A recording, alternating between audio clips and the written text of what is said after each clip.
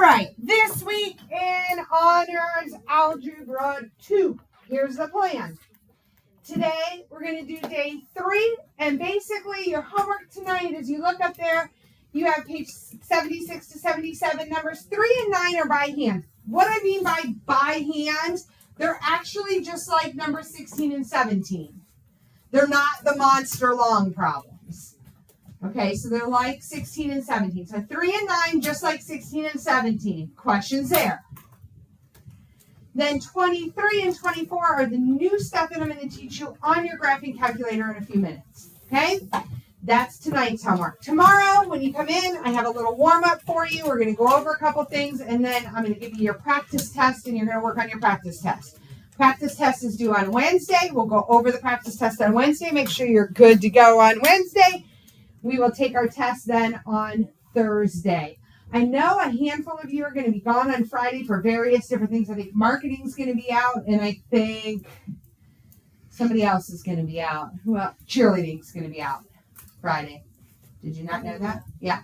So just make sure after you tap your test, you let me know, and I'll give you your worksheets to get started on the choice board, because we're actually going to do a choice board on factoring review, because the book assumes that as Honors Algebra 2 students, you guys just totally 100% remember how to factor. Trinomials, binomials, A is 1, A is not 1, for term. And I say, time out, we need to review this. Okay? So I review it with the choice board so that you can kind of go at your own pace depending on how much review you need. So we're going to do that starting on Friday, and we'll spend 3 days on that choice board: Friday, Monday, Tuesday next week. Okay? All right. Don't forget, if you're retaking your quiz at all, you have until Thursday to get that done. I really wouldn't do it Thursday because Thursday is also your test in here, so I would not want to take 2 assessments in one day. I would suggest doing that by Wednesday. All righty. Homework. First 2 questions. I think I addressed this on Friday when I gave these 2 problems. I had told you guys I will say, as in problem number 16, write the equation of the quadratic that goes through the point 1, 164, and has a vertex of the point 0, 180. I will tell you it's the vertex. I don't think you should have to guess, is that the vertex or not the vertex. And then on 17, you had the point and 2 x-intercepts. So questions on 16 and 17, are those getting easier? Yes, no? Okay. Then these 2 were the monsters that you guys had to do. Now on this one, okay, you first had to write an equation. Now it doesn't tell you that it's quadratic. So if you notice on my blue sheet, I did the first and second differences to show that it was quadratic. And many of you just went right into writing the equation because you know right now that's what we're doing. On the assessment, I will say write a quadratic equation. So I tell you that it's quadratic, so you know you're allowed to use the quadratic model without showing the first and second differences. Okay? How many points do we need? None of these are at the vertex that we know of. None of these are the x-intercept. Well, one of them is, but you don't have the second one. So we can't use those methods with the vertex form and intercept form. So we have to pick 3 points. How many points did I give you? 4. If I were you, I would most certainly use the point 0, 0, 1, 180, and 2, 720. Now, did you have to use the points, those 3 points? No. But guys, sometimes you get afraid of the point 0, 0. Don't get afraid of the point 0, 0. This is x, this is y. What are you guys going to plug in for y? 0. What do you plug in for x? And x here. Okay, what's 0 squared? What's times a is what? 0. What's b times 0? So what do you have here? You just have what? C equals 0. Now, when you plug this one in, what'd you guys plug in for y? 180. What'd you plug in for x? 1. What'd you plug in for x here? 1. What could you plug in for c? Could. I would. I know c. It's 0. So now I get 180 equals, what's 1 squared? 1. 1a plus how many b's? B. Plus no c's. C is 0. Now for this one, I would hit 720 equals a times, don't forget to square 2 on that one. And then C is 0. This one, I told you I give you one that's nice. This is one that's nice. So I have 720 equals, what's 2 squared? 4a plus 2b. And now all you have to do is solve this 2 by 2 system. You already have C. I would multiply the top equation by -2. That's what I would do now. Is that what you guys did or not? Yes, no, maybe? I would multiply this top equation by -2. What's 180 times -2? Why are y'all looking at me like I have 5 eyes? What's 180? It's negative what? 360. Negative 2a minus 2b. Add it together. What do you get? You get what? 360 equals 2a. Divide by 2. And what do you get for a? You get 180. Okay, was that the right answer? Yeah, okay. Because you guys are like really quiet, so I'm thinking that I messed something up. So divide by 2. What's a? 180. Now, when I plug that back into the red equation, 180 equals 180 plus b. Well, what's b? Again, you guys get 0 and you like go into panic mode. Okay, so when you go back into this equation and you plug in a, b, and c, what's a? 180. So I have 180x squared. What's b? 0. So I have no x's. And what's c? I'm done. This is your equation. Some of you are like, what? That's my equation? Yeah, it's a quadratic. That's a good question. But the negative 360 equals -2a. How do you get rid of the 2? Okay, I am adding. I kind of did. So I was solving the red equation and the blue equation. So I multiplied this equation by -2 and got this. And then I added these two together. Does that make sense? Okay.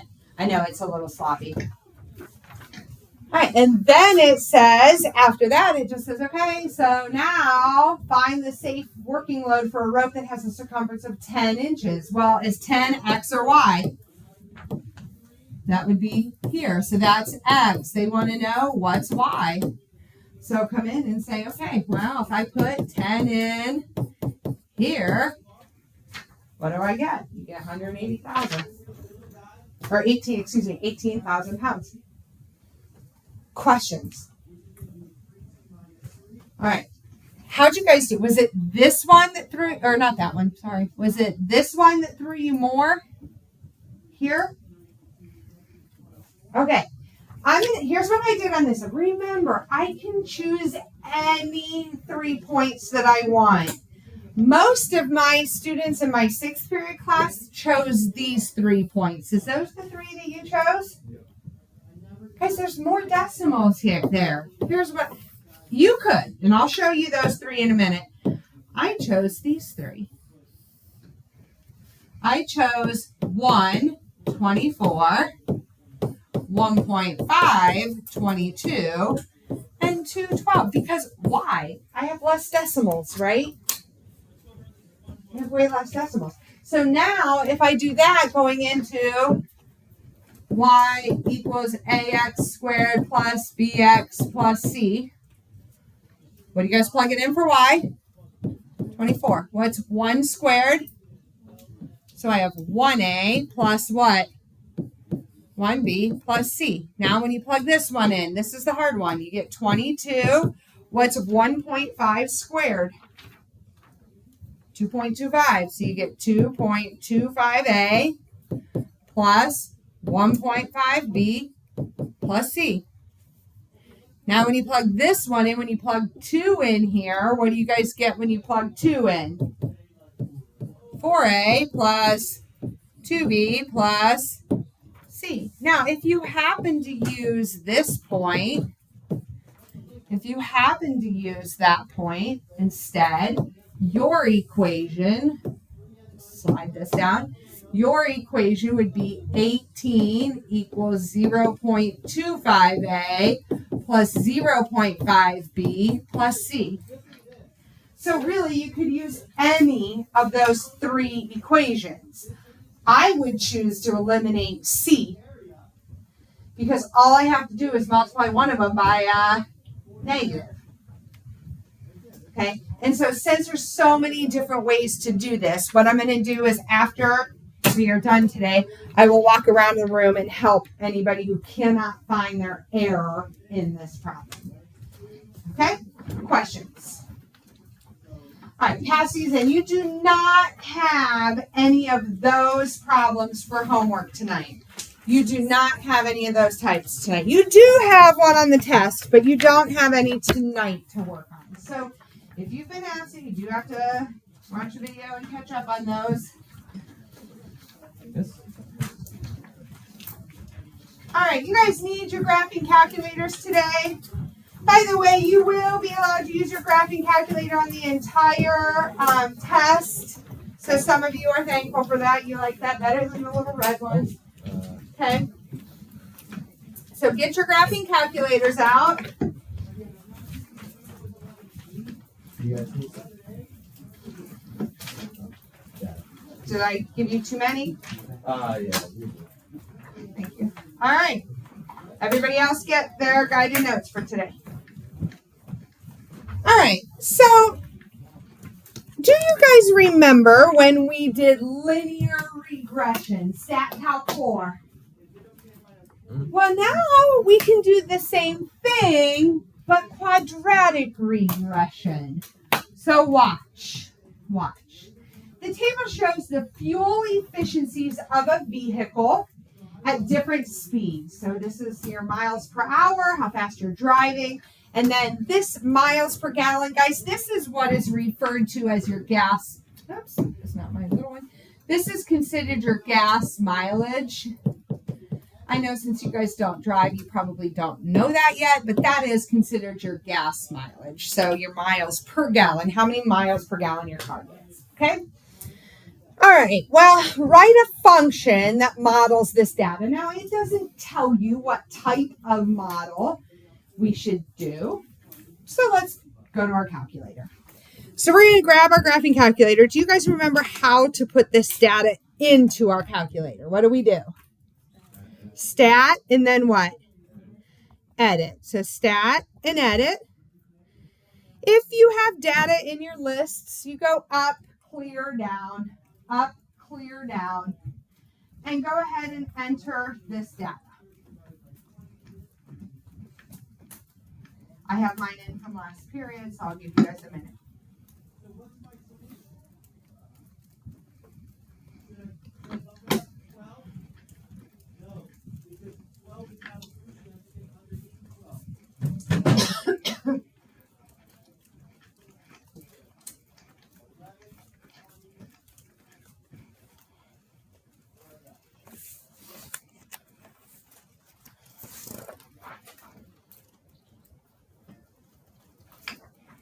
Always, when you're taking a test, double check that you have entered this data correctly. And it's on your guided notes. I see some of you peeking up at that board, but it might be easier to catch it on your actual guided notes.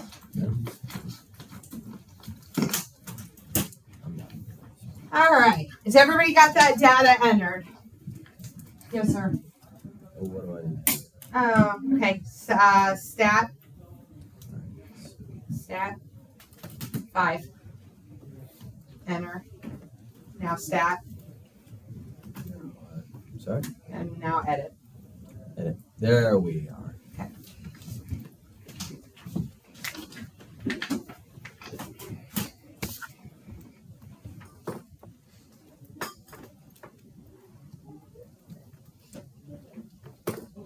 So, for the homework, now, I do not have a lot of copies of this. Does anybody have this at your desks? Yeah, you guys do.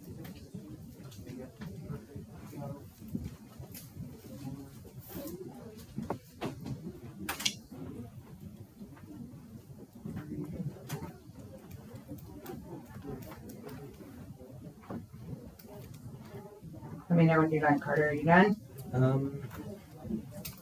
I just got started on the second one, so you guys can. Are you sure? I want to make sure because you don't love this calculator stuff.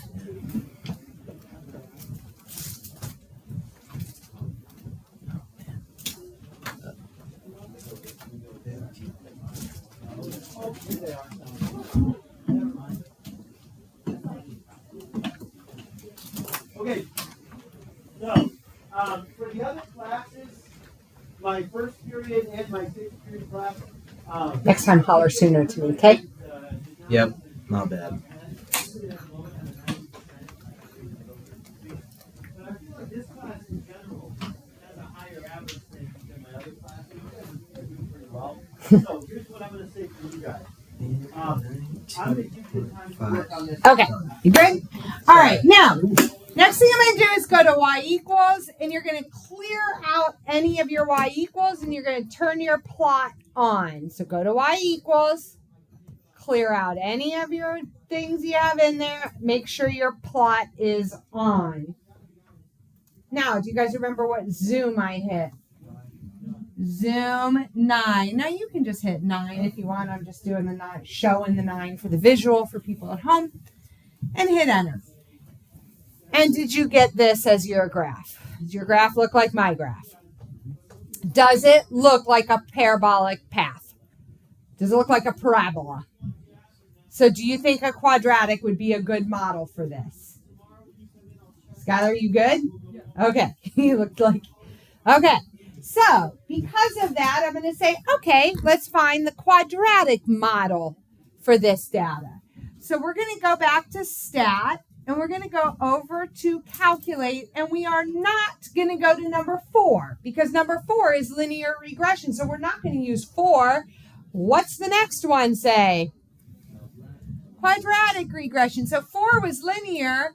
5 is quadratic. That's what we said we look like. We have a quadratic. So we're going to say, okay, quadratic. Now remember, those of you with the newer calculators got to go down to calculate. Those of us with the older ones, we just hit enter.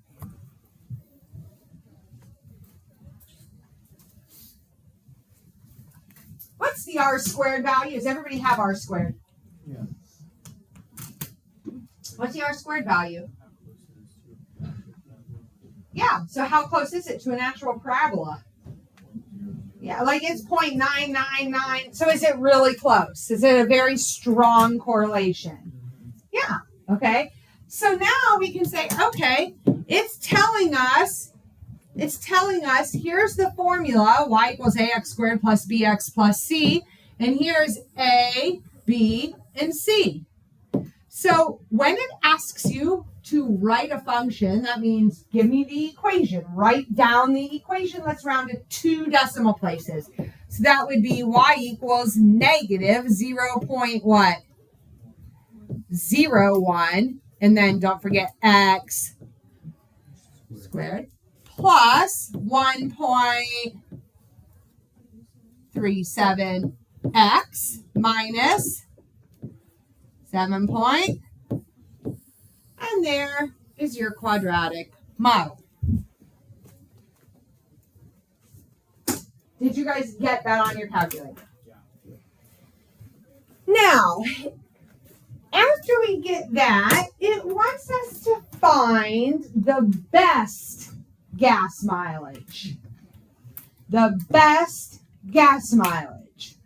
Where would the best gas mileage be on this graph? Oh, wait a minute. I got to before I can do any guessing, I've got to put this equation on there. How do I do that? Y equals VARS, number 5, statistics, over to equation, and this stands for regression equation, and it pastes that whole regression equation right there. And now when I hit enter, or graph rather, it graphs the curve of best fit through that parabola. Now, some of you might be asking, why are some of the dots solid now and some of them open? The ones that are solid are the ones that are right on that parabola. The ones that are open are just maybe a smidge above or a smidge below. That's why it wasn't exactly a 1 for your R squared value. Some of them are just a little above or a little below. All right, so where, if I want the best gas mileage, by the way, your gas mileage, like that's how many miles you get per gallon of gas. So you want that to be what? High. Okay, so we want the maximum gas mileage. Oh, I just told you. What am I looking for? The maximum. What's the maximum called on a parabola? Vertex. Okay, so we're looking for that maximum or the y coordinate of that maximum of that vertex. Okay, so let's see. Well, if I go to second, calculate. Remember, value says, what do you want me to let x be? Well, we don't know the x coordinate, so we're not going to pick value this time. But what do you see for 3 and 4? 3 is minimum. We don't want the minimum gas mileage. This graph doesn't have a minimum. It keeps going down. We want a what? We want the maximum gas mileage. Okay, so you're going to hit maximum. And my calculator is asking me for the left bound.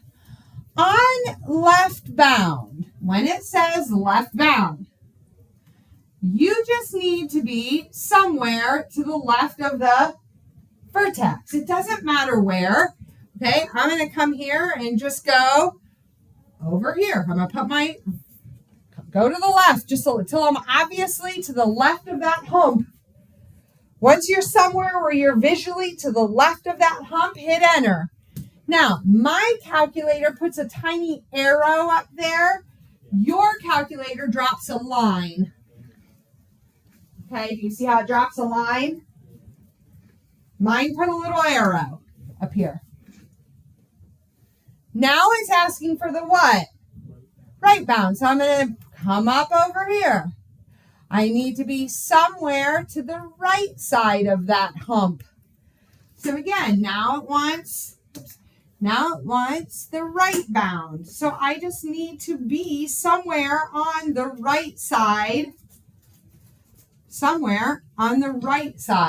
of that hump, anywhere.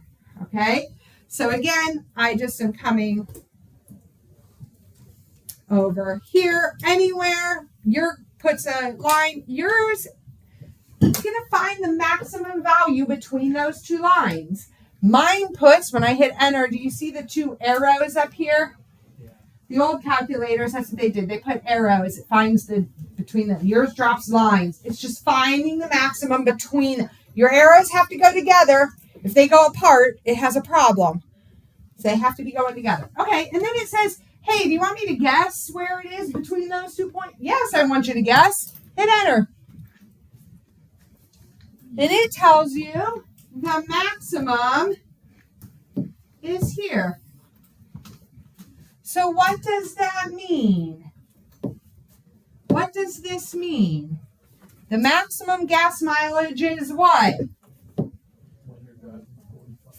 Okay, so the max gas mileage is what number?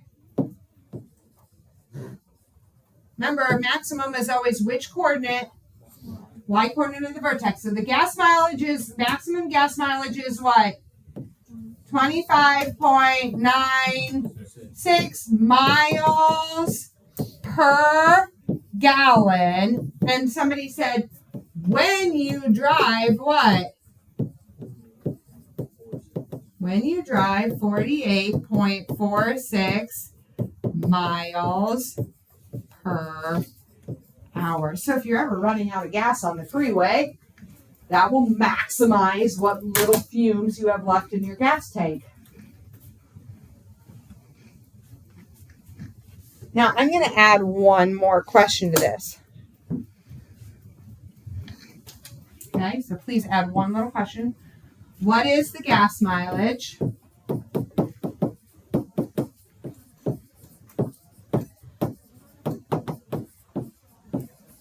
and you drive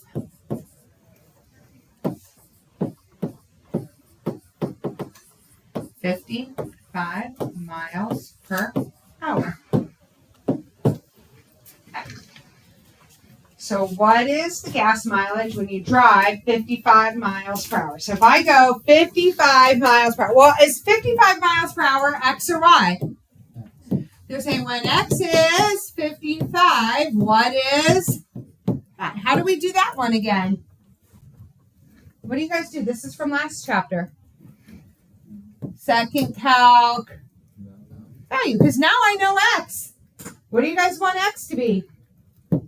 55. And what's Y? Okay, so Y is 25.34 miles per gallon.